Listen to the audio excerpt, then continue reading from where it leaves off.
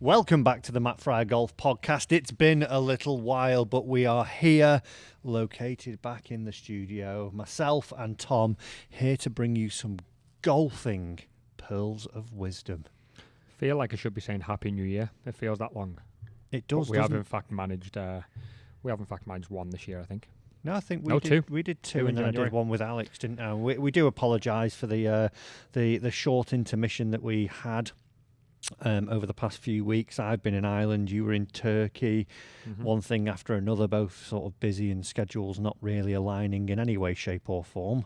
But we've had fun. We have had fun, which is, the main priority.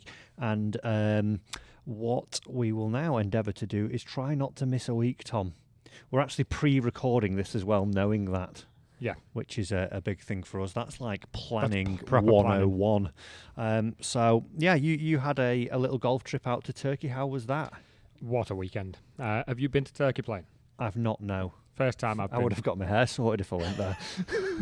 Matt comes back with teeth and hair. Super white teeth. So, Matt, why have you bought a load of Brill cream? Well, I text two mates I went to school with. We were just in a group, so that sort of group who you chat to once a month.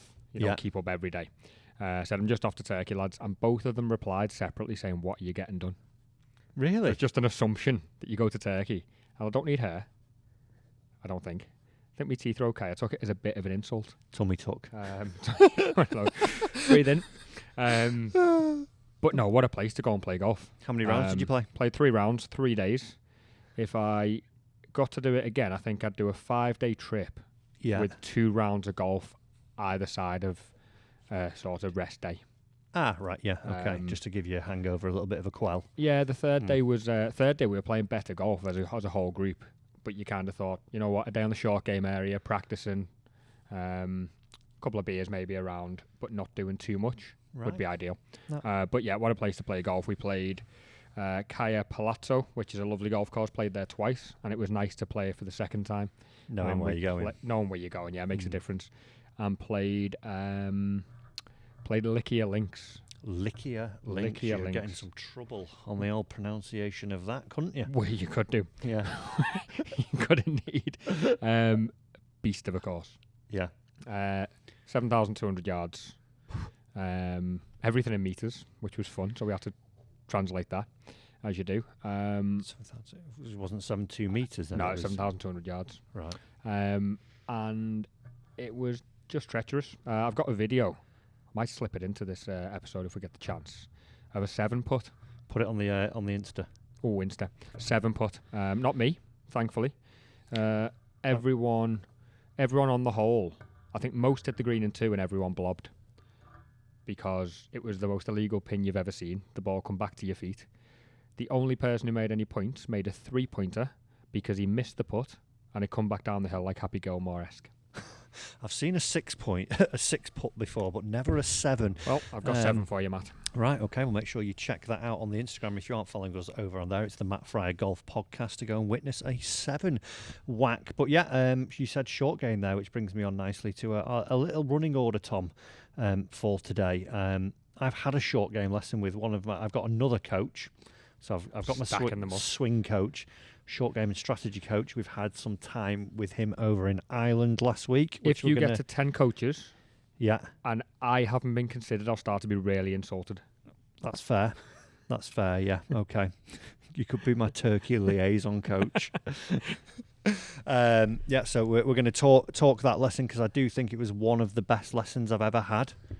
Okay. Which is, I've had a lot of golf lessons and it was top notch. The video, actually, we're releasing this next Friday. The video will be out there now, so if you head over to the main channel, you'll see the video of the short game lesson that I did have.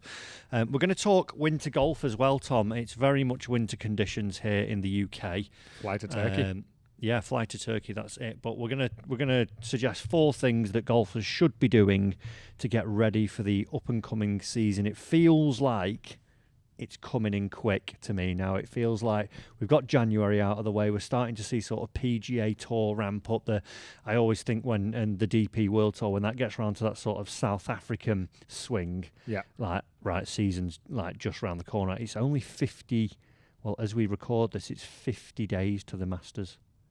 Nice. And that is Have you got a countdown on your phone? No. Yep. Yeah. That's definitely like start of the season, isn't it? For sort of like proper golf watching, I think. Like, well, players probably, but like the Masters, it's like, yeah, boom, we're in. Yeah, for me, I start to get excited. The sort of Florida swing is the one for me where I feel like it's starting. No longer called the Honda Classic, but was for a while. Like with the Bears and stuff like that, Bay Hill and Arnie's thing, yeah. Those ones kind of get me They going lead there. up to it, don't they? They lead up to the Masters. But yeah, so we're going to talk a little bit winter golf. We've also got some listeners' questions, and if you don't follow us and you are a listener of this pod as well, please do comment on the YouTube video that you'll see. The Matt Fry Golf podcast channel. Go over there, subscribe, and fire some questions into the comments of the episode as well, because we would like to answer as many as possible and help as many people as possible. You know, do some interesting questions, whatever it may be. But yeah, those are the things we're going to be talking today. And if you don't follow us on Instagram, go over now, because there'll be a 7-putt. Yeah, come it's well worth it. Get it done. And if you are listening as well, do leave us a like, leave us a 5-star review, and share it with one of your friends who's going to need some winter golf advice. But Tom, my short game lesson, and I think the big thing that I think I've obviously had Damien now as my swing coach. If you've not seen the videos, go check those out. Lots of great feedback on that video that we put out about Damien's sort of presentation and what everyone thought of him and what they thought about the lesson. And then they'll see the stuff with Shane. It's like, I obviously had lessons with Dad, and before I ramble on, when was the last lesson you had? Like, you went to someone and had a lesson? Proper scheduled lesson. Yeah. It's a while ago. I would, probably. 2? But I think because we've got a lot of eyes at Trafford Golf Centre. They're never proper lessons, though, are they? Lesson. No. Yeah, and that's what I felt with Dad, like with not on his part, not on, like, both on both of our parts. It's really. very casual, doesn't it? Yeah, it's very like, we just take a quick look at this. Come and give us a hand. As where, with Damien, it was very much like I'm in between two other people, so it's like I walk in, that's my hour. We get to work. This is what we're trying to do. This is what our goal is. Right, okay, where are we at to with your swing like that? And in both lessons, they've not been anywhere near like major changes. Literally with Damien, it's been set up predominantly, getting me in that, and I was doing such basic things that if you walked into the lesson bay off the street with me and I didn't know you, and you were doing what I did, it'd be like, Tom, you really sat on your heels there, what you're doing. Yeah. But because, funnily enough, last golf lesson I had was me sitting down on my heels with the driver. Yeah. So it was just toe flipping everything. Yeah. And exactly. That was, we probably are talking 12 months ago. Yeah. So like that was with what I was doing with Damien, and then some swing work, and there's some fields that we're working on and things like that. But like I say, nothing major. And you think, I think a lot of people go thinking, golf lessons, they're going to change me. They're going to look at my golf swing and go, I'm off 18. Right, rebuild. Obviously what you're doing doesn't work, but it's just not that way. And then the lesson that I've had with Shane, it tied into the In the Red that we've got out on the channel as well from Jameson's Link. Shane actually played 18 holes with us. More from a strategy standpoint, looking at like shot selection, because he's a great player, won over 10 events now, with me trying to win my first PGA regional event. Shane's done that, and we're both the same age. We trained together. So it's like, right, I want to do what he's done, so let's pick his brain and see what how he sees golf, when you're out there. And then he was looking at like my shot selection with the short game shots. And if you watch this Jameson's video, you will see like the shots I'm selecting are the right ones, but then the technique was a little bit iffy. Yeah. Again, down to setup. So we did this lesson, and honestly, like during the lesson, if you go and watch it, you'll see how excited I get throughout the lesson. I'm like, can I hit another one? I'm like, shall I hit? I'm gonna turn into that student. Like, I'll just hit another one, and he's like, can I just show you this or tell you this? No, let me just chip one. I was absolutely buzzing. But I think the big thing for me, And it's easy when you're looking at your own game, and you probably do this yourself a little bit as well. You know, you video it, have a look at this. You know, video yourself down at the range or whatever, and you're looking and go, oh, that's all right. And you're not looking at it with, you know, fresh eyes. You're looking through rose-tinted glasses, aren't you? Yeah, definitely. I think just from you pointing out there that setup, how many golfers will be listening to this now who are maybe, I don't know, trying to hit a draw? Yeah. Standing there with slightly open shoulders and open feet, and you say, well, how are you planning on doing that from there? Let's the intention of the golf shot doesn't match up with the setup. People trying to get, if we're talking short game, just going to try and get a little bit steeper, get a bit more spin. Well, now we're doing that with our weight slightly on the right side or with no shaft lean. Yeah. Create the setup. Yeah. And you'll have a good chance of hitting the shot that you're actually trying to hit. And most of the time, you need some form of mirror or someone giving you feedback to be able to tell you to do that. Yeah, definitely. And it was so eye-opening. And I've since, when was my first lesson with Damien was... Just in the new year, wasn't it? 5 weeks ago? Yeah, I think it was like 2 weeks into January. So I've already had now, we're the middle of February, I've had more lessons in the space of 4 weeks or 5 weeks than I've had over the past year and a half. And I'm like, I've hit more balls in the studio. I'll pick a club up. I've just walked in before and you're dossing about. Yeah, we're supposed to be recording videos, not trying to get better at golf. We were trying to get a hole in one at King's Barnes, so you know it's a tough old life. But you got to practice. But like that's the other thing as well. Like I want to practice. Yeah. Like you've got something to practice now. That's it. Yeah, and I think for everyone listening and who is maybe shy or cowers away from a lesson, it's something that I probably undervalued the importance of them over the last couple of years.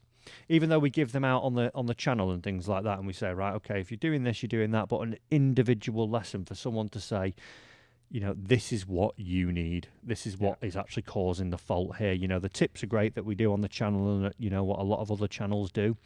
But to get that, fresh set of eyes on your golf swing and someone say, right, Matt, you sat in your heels there. How are you going to get on top of that more if you're actually falling away from it? Yeah, like exactly. You say, the intention isn't matching anything, and it's something that, like I say, I think I probably underestimated or undervalued for a good couple of years. Really, it's quite fair. interesting. I think a lot of people do, and I think as a coach and as a pro, I'm not going to say we are arrogant enough as to say we know it all, because we absolutely don't. But I think we spend so much time trying to help other people that we then don't go and sort our own out as well, and we can let it slip. And I think even from my own practice, if I think about the 3-4 weeks before Turkey, I hit a lot of golf balls. I had the same thing to work on. Most of what I was working on was alignment, because I'd got myself talking about intention. I'd got myself aiming 10 yard right to target, trying to fade it in. And I didn't realise I was 10 yards right to target at setup. Yeah. So a lot of the time I was spending on working on alignment, and would you know it, I started hitting better golf shots.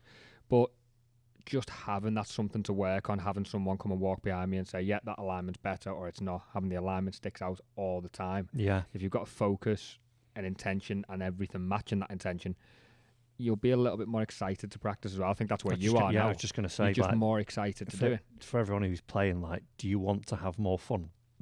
Yes. Yep. Do you want to enjoy it more? Yes. Do you want to be like, I'm going to have a good round when you stood on the first tee, or thinking, here we go again? Yeah. No. And it's like, just half an hour could do it, couldn't it? Absolutely. Yeah, it's been quite interesting. So I'm really enjoying, it's obviously part of the... And just from people, if there are anyone in the comments of your Damien lesson saying that they're going to go and try that at the range later, if you do hit the ball right, don't try and get the club outside your hands. Yes. Yeah. Don't do this at home. Close your ears. Stop listening. Yeah. There's obviously don't do. Go and get your personalised lesson. But because that's. Would you agree that coaching, we're asking 90% of golfers to try and get the club inside the hands? Yeah, generally. So, So just got to be careful that people aren't trying to. Yeah, that's it's your lesson. Yeah, the individualised, tailored lesson, isn't it? But that's all part of that. My first win series, which Tom, I forgot to mention in a little rundown before we get into some winter tips.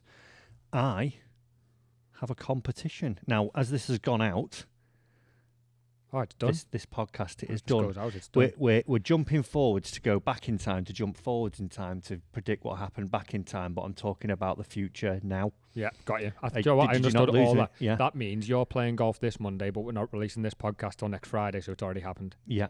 Got we're it. talking about And we're it going now. to guess about what's going to happen so Exactly. that everyone can see what's happened. We're just a pair of geniuses, guys. That was just so slick. So slick. Remember that So Raven from Disney? Yeah. Just a funny eye. Sees into the future. That's it. So, I've entered a professional tournament. It's the 2020 Pro Tour, which is a tournament. It's 2025, Matt. Yeah, I know, but it's called the 20. I don't know why it's called 2020. I have to find the meaning of that out. I'm sure it'll be on the home page. I'm not going to speculate because I will be miles off. Wrong. In fact, I've got it here, the page. So, 2020. What does it mean? What does it all mean, Tom? But anyway, I've entered a tournament that is going to be played at Huddersfield Golf Club on Monday. Yep. We'll be teeing off round about 11 o'clock-ish. I can say this now because no one's going to be there because it's already happened, but we're going to the future, to the past, to the future. It's a pairs pro-am event, so a nice sort of gentle ease into the competition space. Yeah, need some dovetailing. Yeah, a little. It is a winter one, so there might be mats involved, but hey ho, it is winter. So 58 people are playing. Sorry, there's 60 people, 30 pairs, 30 pros. Okay, yeah, and these work as there's an individual comp, individual and a pairs. as well. Yeah. Okay. Where do you think for my first pro comp of 2025 I will finish? And as you listen to this now, you can go and check on the 2020 Pro Tour website. Look at the Huddersfield event to see where Senor Fryer finished. Have you got the entrance on there? I do have the entrance, Tom. Because I feel like I get a little bit of an advantage by looking at some names. Okay, I'll give you a few who I know, and I know that they are good players, sort of ex-DP World players, ex-Challenge Tour players. So you've got Chris Hansen, who actually set up the tour. He is an ex-DP player, Challenge Tour player, very, very, very good golfer. So you're coming second at the minute. Right.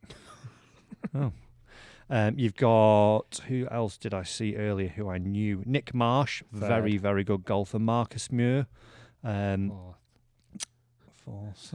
You've got the lad from your place, is it Will Carpenter? Will Carpenter, okay, so you're out of the top 5. Okay, so I've just hit 4. Yes, get in. And then I'm not too sure. There was one other one who I knew was a pro, and I can't remember which one it was now. Was it Sam? I think Sam Thorpe. I've just seen that name. Yeah, he's a decent player, isn't he? I recognise the name. I don't know if it's from regional or but it's from somewhere. Yeah, so there is the standard's pretty decent, to be fair. Okay. 30 pros. Where do you reckon? Give me an exact position. NR. WD. Yeah. 15th. Ooh. I'm going right in the middle of the pack. First one of the year for you. Oh, you risky right rascal. I'm going to go higher than that. Oh, okay. I'm going to say I finished 12th. 12. See, I was going to say 12. That was my original, but I thought, no, I'll give you a couple more drops. Yeah, just outside the top third of it. Okay. There's a few bits that need working out in the game. We're not quite there yet, so if I win, God only knows what happened. And the score for 12th place will be? 2 over. Okay. I think 5 under wins it. I think you're going 3 or 4 over. Thanks. Mate. Sorry. Love you. As this comes out, we're actually going to be on my stag do, so I'm going to poison you. I'll just go. Hi, Tom, I bought you 17 Jaegers here. Good luck. Let's get a shout across the pub. Tom, 10 over. I was supposed to say 10th. I was supposed to say 10th place. 10th place. We'll even know by that point because we'll speak on Monday, obviously. But yeah. Or you can hide it from me till we're away. Yeah. And you can tell me. Should we have a bet and we'll get a photo in the pub in wherever we are? Instagram's going to be stacked soon. We're going to have 7 putts. We'll get drunk photos. Drug or drunk? Drunk. Drunk. Okay, cool. I was going to say, what party are you going to? £10 Yep. if I'm outside of my... I'll tell you what, we'll call the over. Why don't we go over under 3 over then? I'll stay to 4 over. Yeah. You can have 2 over. So Okay. So I've got to shoot under 3 over to win. Yeah. Okay, deal. Deal. Sure can that. £10. We should have a little bet. We had a bet, didn't we, about you playing in an event as well, and you said you would beat me. I've got to play 3. Yeah, you're playing 3. I've got to play. Well, that wasn't the bet. 3 events, and I said I beat you 66% of the time. I think so. But I played in Turkey last week. I'd like to go back on my bet, please. Yeah. Nope. You have put it out there into the internet. So, yeah, make sure you go and check that out. See where we are getting along on my first win journey. Don't think it'll be stopping there, the series. No. Anyway, right, so we're going to move on to the meat of the episode, Tom. We're going to talk winter golf and what people should be doing to get ready now for the upcoming season. The tale is as old as time, isn't it? You know, that door swings open on April the 4th, generally. Help. I've got my Saturday comp tomorrow, and it's Friday at 6 p.m. Any slots? Yeah. Can you fix out 20 years of bad golf that I've got in this next half an hour, please? No, generally. You've just taken my first bullet point off me. Yeah. Oh, right, okay. Go and see your coach now in capital letters I wrote. Now. Not in April. Not in April. Not in the future to the past, to the future to the past.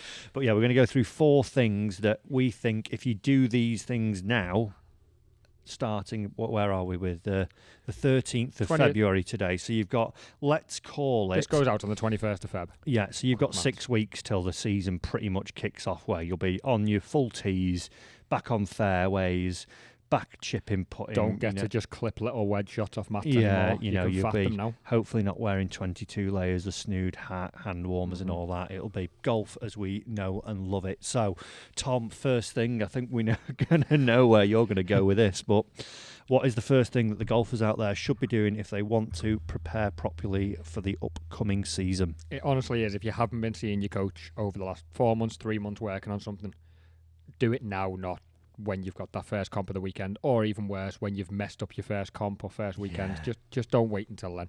I had I've spoken to a couple of people, and if they are watching this, then they'll probably know I'm calling them out. But bought Steve. You know when we talk the big hitter package that gets sold at Christmas? Yes. You mentioned it a few podcasts ago. Yes. People who bought the big hitter lesson package, when I've contacted them to say let's get going, they've said I was thinking of using these in April, mate. So they've gone cheaper lesson, which is fine. I get it. And they're going to use it when they've gone and chopped it. Yeah, when they've already got comp. 3 strokes back. You've already hit the ground, not running. You'd be like, it's a bit like, imagine you've got a big event coming up, right? Let's say I've got my wedding in May. I want to lose a stone. I'm going to start it the day before. Yeah, it's not like you need to plan to hit that goal. I think I know. Well, I do know where this comes from. I get a little bit like, even if it was 2 weeks before and you went, right, okay, I'm going to ease myself in now, because of life, get so busy and things like that. But the problem is as well, there's hundreds of other golfers who are thinking like you. So when you then go to contact Tom and say, hi, Tom, last minute thing, can you get me in? It's like, no, it's going to be 3 weeks now. Yeah. So, and I think I do know where it comes from. It's the mindset of the golfer, and you've either got a golfer who's trying to improve or a golfer who's waiting to see a mistake to then go and fix. And I think it's whether you see the mindset of golf lessons is to fix a problem or golf lessons are to keep me on track and progress me. Yeah. I think that's probably what creates that attitude or that scenario. Yeah, I think they should be looked at as a PT, shouldn't they? They're there to maintain or improve. Yeah, I agree.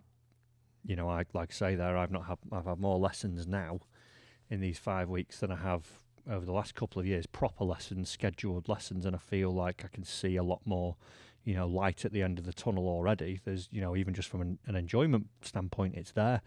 But if it was to like, oh God, it's all going wrong again, I'd be in, a pretty bad place with like, oh, God. You could have that scenario with your handicap, couldn't you, where you walk out happy as anything, you're playing off 10, and then you don't come back until you're playing off 12 and you get yourself back down to 10 Mm. and you're happy again and you roll Yeah. back out, come back at 12. Yeah. Well, strive for 8, 7, 6. Yeah, exactly. Yeah, there's always that emergency lesson, isn't there? That you maybe, I remember getting people phone me up when we was at Trafford, like, Matt, please play that. I know, and they'd be regular. I've got the S sort of word. thing. Yeah, I've got the S word, or I just can't get off the tee. I don't know what I'm doing. I've worked myself up into a ball, and I can't do it. So yeah, I think you are right there. Now's the time, even if it is, 21st of Feb we are today when we release. If you're booking for the 1st of March, at least give yourself, 4 or 5 weeks to have a practice and blow a little bit of rust off them, get the cobwebs away from that last round that you had in maybe October. As you were doing it. Next, Matt. Now, there's two that I want to go with. I'm going to give you my first one. Hopefully you don't get another one off me. But, and this is sort of come from a conversation that I've had today with someone in the golf industry. And I want a lot of people to do this at home for me and be honest in the comments below as well. Do you know what grip you've got on your golf club? Yeah. Are you sure? When you say, do I know what grip? Like brand, model, stuff like that? Yeah. Yeah, you do. Okay, I do. There's a lot of people there that I would imagine if you went, have you got a Golf Pride or a Lampkin? Yeah. Or have you got, whatever it is, a Super Stroke, they go, yeah, they say not sure. And if you bought the clubs 3 seasons ago, let's say, you've not upgraded your golf clubs, your grips are probably going to need either a clean or a change. And if they've been sat in the shed or in the garage, cold, rubbers not being used, not being properly taken care of, I think a start of season grip change or grip scrub.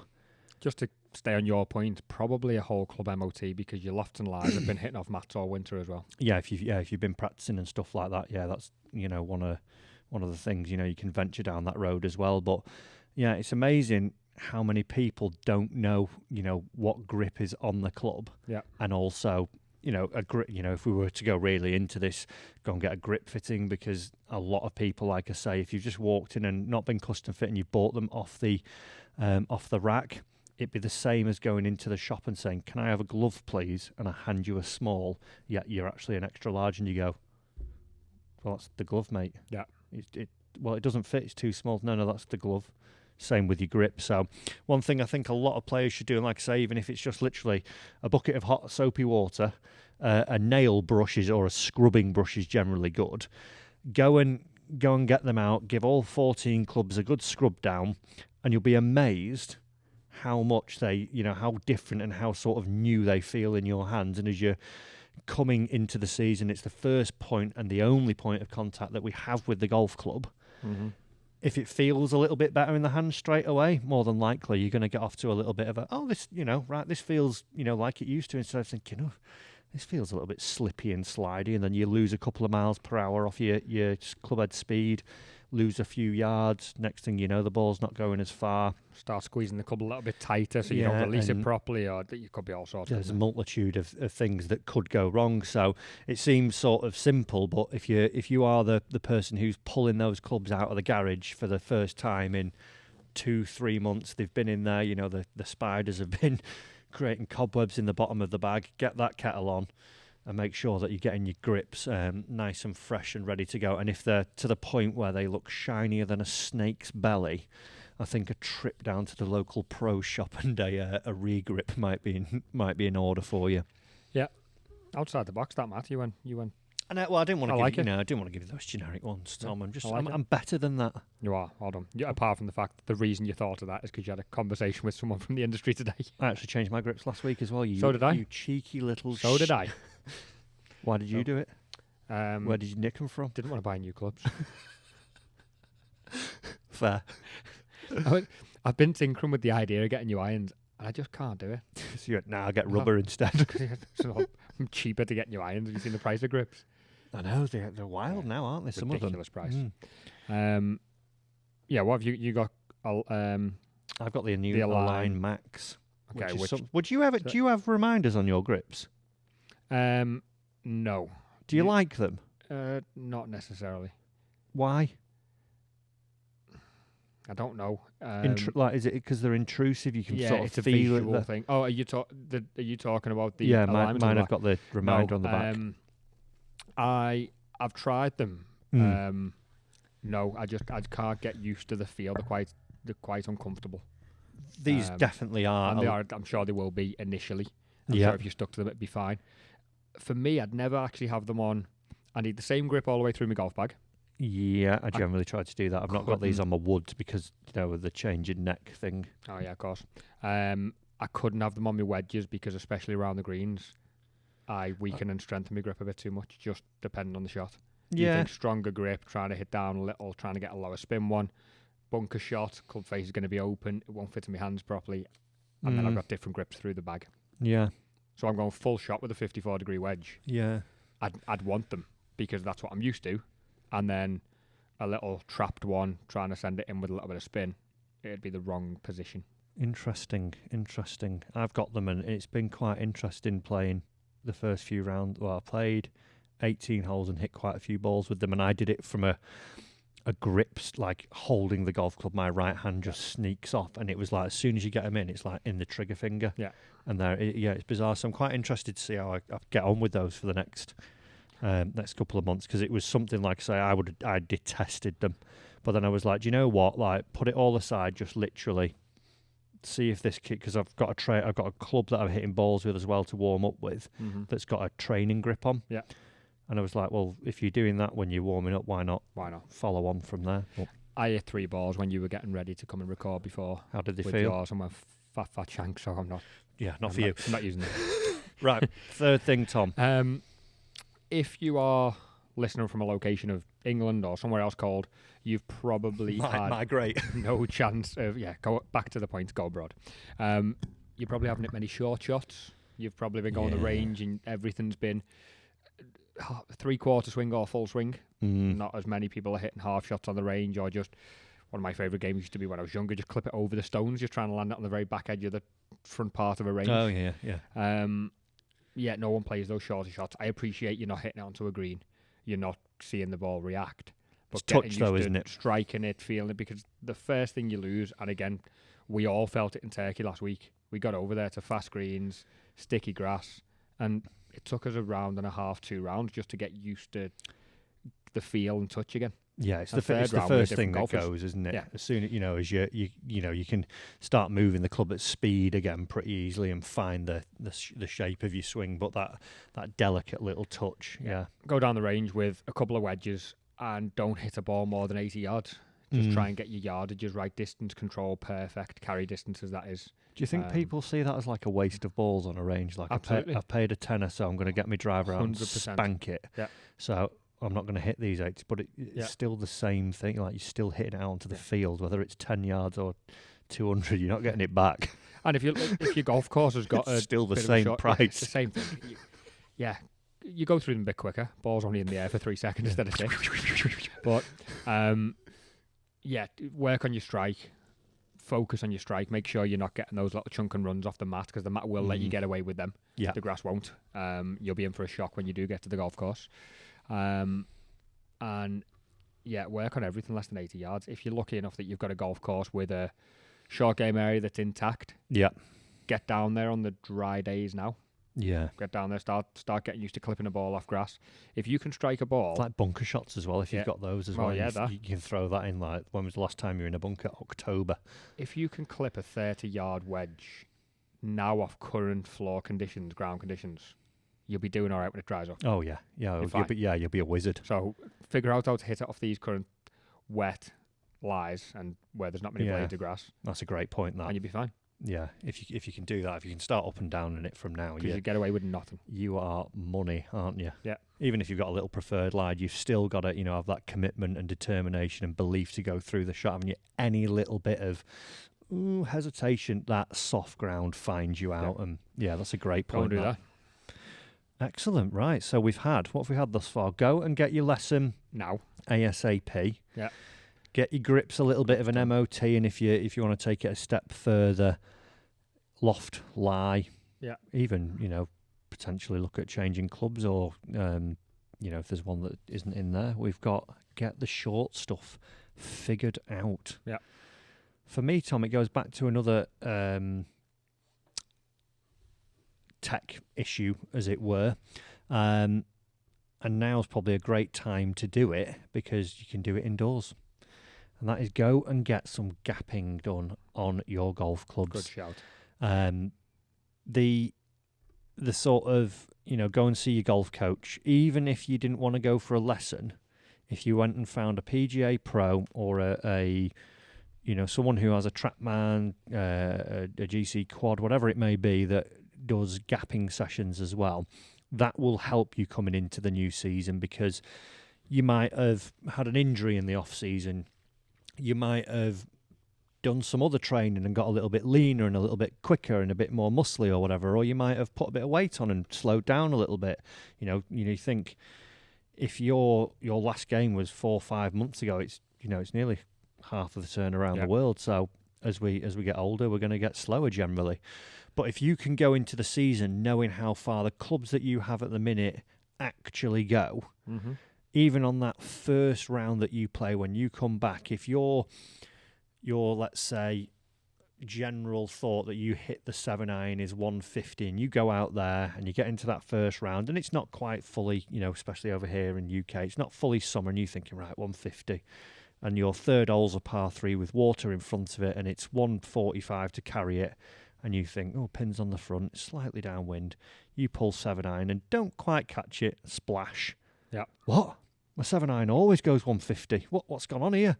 Is where, going and just doing half an hour, if you even just did like your odder numbers, you could fill the gap in with the even numbers. And actually you find out that 7-iron that you thought was 150, actually your average carry is only 140. You then, if you were to turn up to that first round again, you roll up onto the third and you think, right, 150.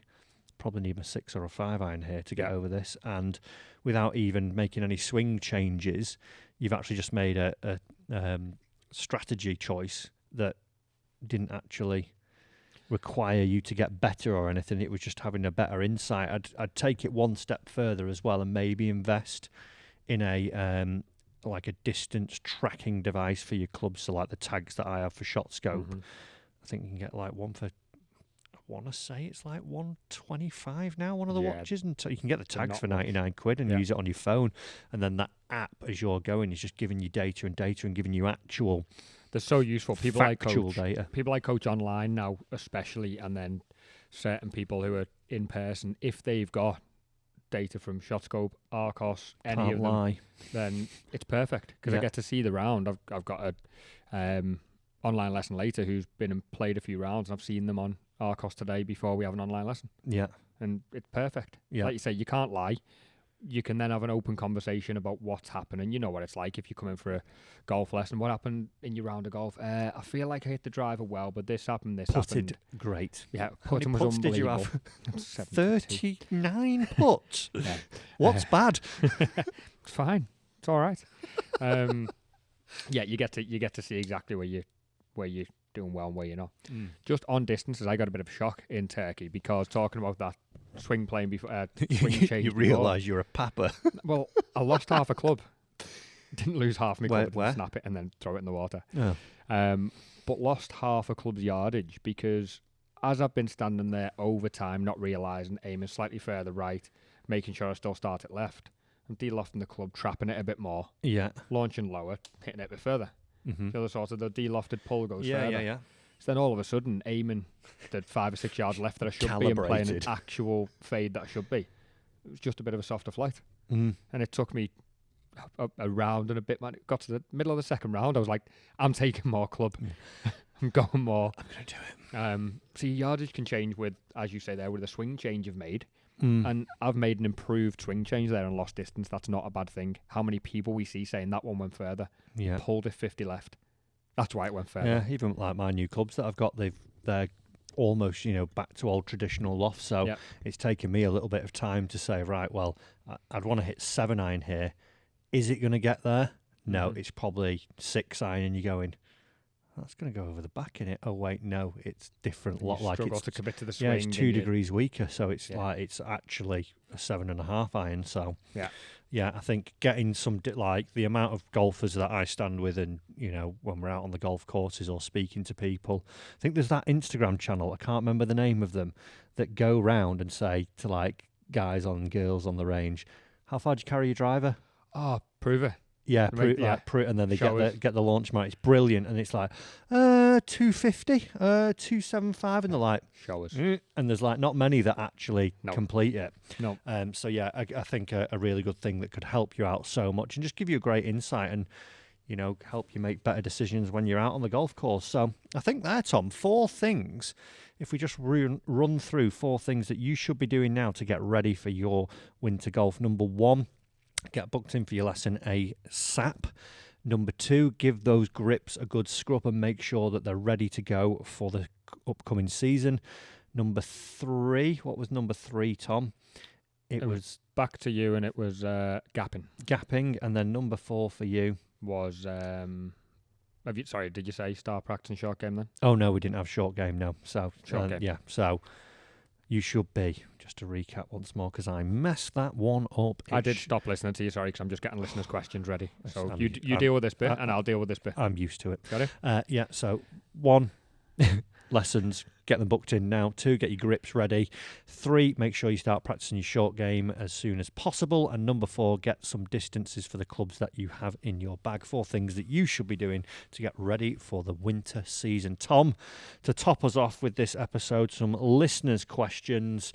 Let's have 4 of them. 4. I was just about to ask how many you've got time for. 4 questions. Thanks for these questions. We've got. If you don't already, we've got a few today, so I'll grab 4. Pick the best ones. If you don't already, make sure these are on Matt Fryer Golf Instagram that we come from. But like we say, leave us some in the comments on YouTube. info@mattfryergolf.co.uk as well. You can email us there or on our own Instagram, the Matt Fryer Golf Podcast. On the theme of the fact that we've both been away, and to get away, we famously went on planes because it's across water. Yes. Best way to travel with your golf clubs. Any tips and tricks? Put them in a flight case. No. So one thing that I do, excuse me, obviously got a Mizuno flight case. They do. There's loads. I think there's 2 that I would definitely recommend. The sun mounting one that's got the wheels that come out, that sort of like sits the bag up right at 45. You can just push it through. They've got a really good inside, like very, very padded. Mizuno at the top have like a club glove. So have they got a hard case at the top? No, so it's like this super padded thing, and you put your clubs in, and then it's very padded anyway. But then it's got an extra bit that you like Velcro around the top of the bag and the shafts and the club heads. But one thing I also do as well, I don't do what Carter takes the heads off his woods. That's mine. Heads off. Yeah, I don't do that. Alignment sticks or broom handle that is longer than the shafts. Yeah, so they can't get pushed on. So they can't throw them on. I also then just get my towel and just wrap that in around my iron head so they're not getting dinged, and it sort of keeps them together. My dad used to tape the shafts together of the irons. Okay. I didn't like the sticky residue that left. I'm a bit OCD about that sort of stuff. So yeah, those are things like make sure you got a decent flight case. Like there's so many ones that are basically like a Sainsbury's bag. I saw a guy put them on the other day with just the rain cover on. Here's the best one. Complete psychopath. Here's the best one. If you're struggling for weight, put not because you had too much at Christmas, because you're taking too much luggage. Put as much as you can in there, because as you put your golf bag on the scale, your left foot can go under the golf bag because they don't always hanging off the edge. Yeah. And you can just they pull it on forwards now though. I think they've latched on. Because then you've got to take it back off and take it to extra baggage. I come home with 33 kilograms from America once. And as my foot's under it, it's going on the scale 19, 24, 19, 20. I'm there trying to keep your foot still. You thief. So if you're struggling. Yeah. Some good tips there, I think. You're struggling, just pile it all in. Fine. Where are we next? Where are we going? Mizuno one for you, Matt. How is the new club deal going? What opportunities does it open up? Yeah, good to be fair. We were down at Bearwood middle of January. People will have probably seen the fitting video. If you haven't as well, go and make sure you check out the fitting video from last year, because we've got a giveaway in there where you can win a full set driver, all your irons, wedges, putter, bag included, and also another set of irons for someone who can't get to it, maybe an American listener, in that video. That's just go and watch that. That's when we hit 250k subs on the other channel. We're not far now, I think 3,000 away. Yep. But yeah, it's good. It's it just gives me access to, like, obviously professionals, like professional club fitters like Al, Joe, who's on the truck. We're hopefully going to do some stuff in Japan if we can get it sorted. So, like, there was a guy at the Open last year, Tomo, who's like this master craftsman, and the way he, like, what he can do with a golf club and how he grinds them and builds them is incredible. It's like watching fine art being made. It's amazing. So it just opens up a few different doors. We're also, hopefully getting a lot of time with tour players as we move into the season, albeit they haven't got the biggest stable of players. But we've already filmed with Ben Griffin when we were at the Open for the podcast. He's having a good start to the season over there. They've got Keith Mitchell, who's a cool dude. Marco Penge, obviously. They've signed a few other guys. There's Adrian Sadier, Mateus or Marcel Schmidt, I think it is. Can't remember his name.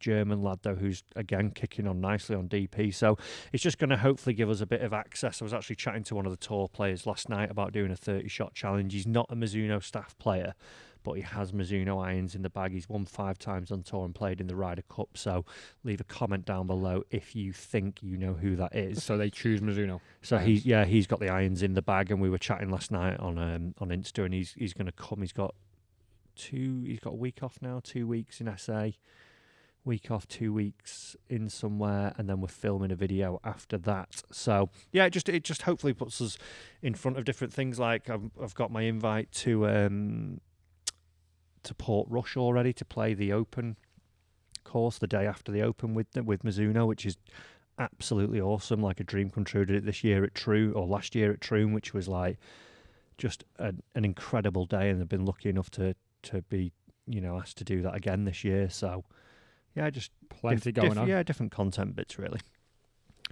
Do you think the pro golfers do benefit from having one club manufacturer, and do you think amateurs would benefit if they had one club manufacturer? I'll break the first one down. Do you think it helps or hinders pros when they get signed into a full bag deal?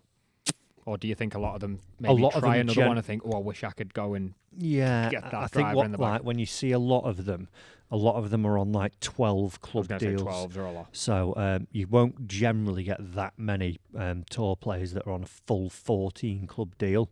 Even Mizuno now, that was the thing with Mizuno, and was a little sticking point on the driver a few years ago. Obviously they've got a lot better now, but they're signing players without drivers now, just because that's what the majority of tour players do. But I think the one big thing, and I heard Tommy Fleetwood talk about this on Rick Shields' podcast, it's if you're under one, like let's say one manufacturer's roof, say if you're Mizuno and you're Ben Griffin, what the staff are able to do, they get a data report every week from the tour event on Ben Griffin's performance. So fairways hit, proximity, where he's missed fairways, what his average proximity is with wedges, like literally every strokes gain thing you can think of, and data golf stat, they'll get that. So as they're then looking at it on the truck, and they could go, that's weird, like he seems to be like shorter and missing every fairway right with his driver. Something's going on here, right? We can get to that now. As where I think if you're here, there and everywhere with your gear, they might, I don't know how attentive they are if you're, if you've got, let's say 10 staff players who are on that full deal, and then you had 10 like, just use the driver. Would you be as much of a priority as the 10 others? Yeah, I don't know. Maybe not. Maybe you are, depending on your status in the game as well. If you're a top 10 player, maybe. But generally, we see that all those players are under one roof, aren't they? Yeah. So I think the benefit of it is having that, that absolute expert and someone who's not necessarily, like you look at, say, Rory, he'll have a staff, a team that's his personal trainer, caddy, his data guy, his, whatever it may be, mental coach. But then he's also got the added benefit of the guys at TaylorMade sort of backing that up as well, saying, oh, by the way, we've noticed this with your thing. Oh, yeah, so-and-so. And then when they're out at events as well, they'll get dedicated time with them to say, that driver we did in testing out in wherever it may have been in the off-season looks a little bit different when I'm watching your flight. Let's just check. Oh, the spin's gone up. Right, okay, something's happened.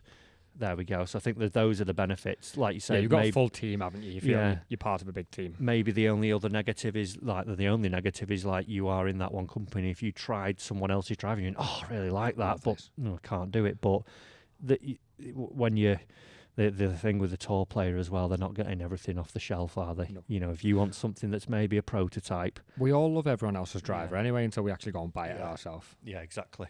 My mate's one used to work better. Yeah. Quick one to finish, Matthew. Yeah. Because I wouldn't want Martin Booth 13 to miss out. Martin Booth. Boothy boy. Booking tea times at St Andrews, how easy is it? I heard something the other day. I think it was from the No Lane Up podcast. I'll have to figure this out. I'm pretty sure it was. The ballot, the day to play the old course now is 20 times oversubscribed. It's hard work, that. Yeah, and even when we were in Portrush last week, we were chatting to one of the starters. Was it a starter? Oh, in fact, it was a starter. And then we met a guy in the hotel afterwards who literally was telling us the same thing. He was from a tour company, and he was saying that a lot of people now are going to your islands round Portrush because you're flying to Dublin. It's 15 minutes to Malahide in a taxi. You've got Portrush, the Island Club, Jameson's Golf Links. You've got Corbliss up the way. You've got European Club down the road, an hour and 20 minutes. You've got Royal Dublin, Sutton. You name it, there is literally a trove of golf courses there that are just incredible. I think you got excited with names just before someone fact checks you in the comments. Yeah. Portrush isn't by Dublin. You've gone wrong thing. Oh, sorry, Portrush. Sorry, Portmarnock. I knew what you meant, but someone might have kicked off. So yeah, you never know. Content hammerers, keyboard warriors. Sorry, but yeah, he was saying that a lot of people now are moving away from there. Don't get me wrong, it is incredible, but for instance, I'm super annoyed. Joe, who works for us, got the old course in reverse. I've not. As if. Yeah, so I might decline his holiday request yet, and I'll take his spot. But it is very, very hard. There's certain ways you can get a guaranteed tee time, but it means that you have to take on other courses through travel agents or whatever they call them. You have to, go, right, well, you're going to play the Castle course and such, but you will get an old course time, and you're like, well... It's like trying to get a match for Anfield, a game ticket from Anfield. If I live over abroad and get myself a holiday with a ticket, well, that's it. Yeah, it's that's ultimately where we are with St Andrews now. Yeah, it is become very, very, very overpopulated. And one thing I would say now as well. Yeah, I think so. Yeah, one thing I would say is even if you don't get on the old, the News, awesome. The Jubilees, awesome. You could go up to the Dukes. You can go down to. Down the road, you can go over to the Fairmont, you can go, down to Cruden Bay, you can go, there's so much golf around that area. I think one of the big things about St Andrews is actually just the town and the nightlife, and the people's incredible. Even if you didn't get to play the old course, if you played the new, you played the Dukes and you played Fairmont and you played, where's one other? What's the Balcomie Links? You can do. It's not far to London and London Links. So you did the Balcomie. It's a long way to London. Yeah, it's a long way. But London Links, yeah, and leaving Links. And you stayed in St Andrews. You're still going to have an awesome time. But it is tough. But there are ways around doing it. Very good, Matt. We'll finish with that quick question that we've just answered in 5 minutes. Yeah, hard. Yeah, right, guys. So hope you have enjoyed that one. We will endeavour to be back again each week, and if not, it might even just be me doing the odd solo episode if we can't link diaries up. And if not, we'll try and maybe even do somewhere, if you're not here, where you won't be sat here. We'll put a cardboard cutout of you, but then we'll get you on a video screen. Perfect. We'll tape the laptop to the cardboard cutout face. Be fully It's futuristic. got an iPad on its face. Yeah. Oh, that's a good idea. Like iPad face. Guys, I I'll hope have you... to stay really close to the camera. That'd be a freaky image. Guys, I hope you have enjoyed that. Thanks for listening and watching. If you haven't already, like we say, do subscribe, follow us, leave us likes, leave us reviews. Go and get over to the main channel, and we'll see you in the next one. Well done for finishing 15th on Monday, Matt. Cheers.